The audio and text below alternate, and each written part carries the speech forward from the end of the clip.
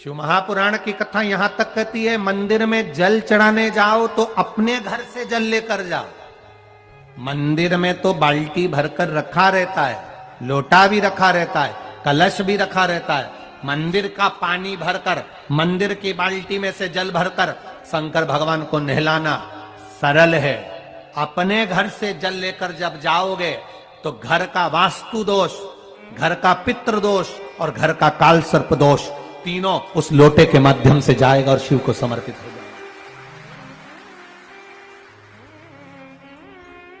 आज फिर निवेदन करूंगा, इस नेपाल देश की पावन धरा से डोलेश्वर महादेव की कथा में निवेदन करना चाहूंगा, जो बेटा बेटी नौकरी के लिए अप्लाई कर रहे हैं, जो बेटा बेटी चाहे सरकारी नौकरी हो, प्राइवेट नौकरी हो, सर्विस के लिए अप्लाई कर रहे हैं, उन बेटा बेटियों से निवेदन है, दुर्वा शिवजी को समर्पित कर कर केवल दूब जानते हो ना, दुर्वा सब जानते हैं। दुबा जो माला पिनाई थी उसमें बहुत सारी लगी थी, पढ़ी है यहां, बताना जरा।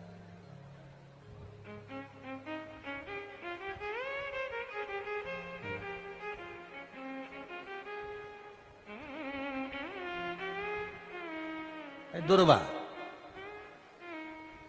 जो बेटा बेटी सर्विस के लिए अप्लाई कर रहे हैं, तुम मेहनत करो, पढ़ाई करो, खूब पढ़ो, खूब तैयारी करो, अच्छे से तैयारी करो। जितनी मेहनत तुमने पूर्व में करी उससे दुगनी मेहनत तुम करो उस नौकरी को पाने के लिए।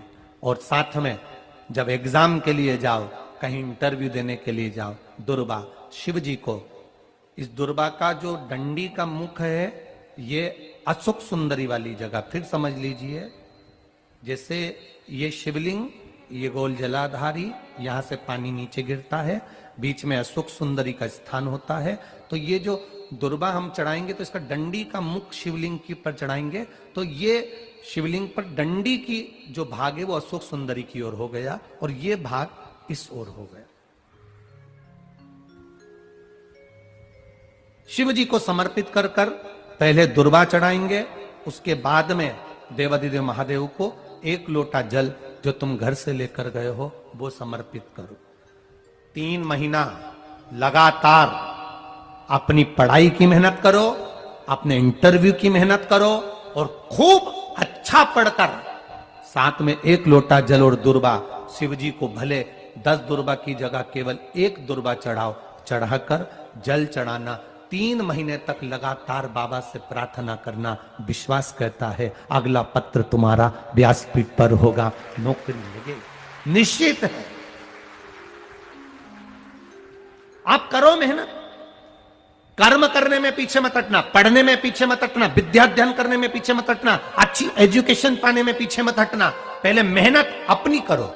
पूर्व में जो इंटरव्यू दिए हैं उसमें जितनी कमी रह गई, अगली कमी को पूर्ण करने के लिए अच्छी मेहनत करो, खूब पढ़ो, खूब अच्छे से विद्या अध्ययन करो और फिर बाबा पर समर्पित होकर जाओ, बाबा पर विश्वास कर कर जाओ, भरोसा पूरा कर कर जाना। इंटरव्यू देते समय अपना विल पावर मजबूत होना चाहिए कि मेरे साथ मेरा काल अधिपति महाकाल है, अब निकल कर मानो। हम दुकान खोलते हैं, कपड़े की दुकान खोल रहे हैं, किराने की दुकान खोल रहे हैं, लोहे की दुकान खोल रहे हैं, भंगार की दुकान खोल रहे हैं, किराना की दुकान खोल रहा है, पान की दुकान खोल रहा है। हम दुकान खोलते हैं, पर दुकान खोलने से पहले तुम्हारे 2 मन हो जाते हैं, चलेगी कि नहीं चलेगी, खोल तो लूंगी, चलेगी कि नहीं चलेगी। जिस दिन तुम दुकान खोलो 1 महीने पहले, 2 महीने पहले, 3 महीने पहले बाबा को दुर्वा चढ़ाकर एक लोटा जल चढ़ाकर नियम बनाकर जाना, 3 महीने बाद मैं दुकान खोल रही हूं, 2 महीने बाद मैं दुकान खोल रही हूं और मेरा विश्वास कहता है दुकान चलेगी। जिस दिन तुमने विचार कर लिया कि दुकान चलेगी कि नहीं चलेगी तो वो नहीं चलेगी। जिस दिन तुमने विचार कर लिया कि दुकान खोल रही हूं, मेहनत करूंगी, दिल से करूंगी, भले मेरे पास ज्यादा माल नहीं है, जितना माल खरीद के लाऊंगी उतना बेच कर बताऊंगी क्योंकि मेरे साथ काल अधिपति महाकाल है, तो वो चलेगी। विश्वास दृढ़ करो, भरोसा पक्का करो। जिस दिन तुम्हारा विश्वास दृढ़ हो गया उस दिन तुम विजय हो गए, उस दिन तुम आनंदता में हो गए। बच्चों का विल पावर कमजोर हो रहा है, दोस्त कह देते हैं सीए की पढ़ाई बहुत कठिन है, इंजीनियरिंग की पढ़ाई बहुत कठिन है, डॉक्टर की पढ़ाई बहुत कठिन है। साथ वाले ऐसे मत ढूंढना जो तुम्हारा विल पावर कमजोर कर दे।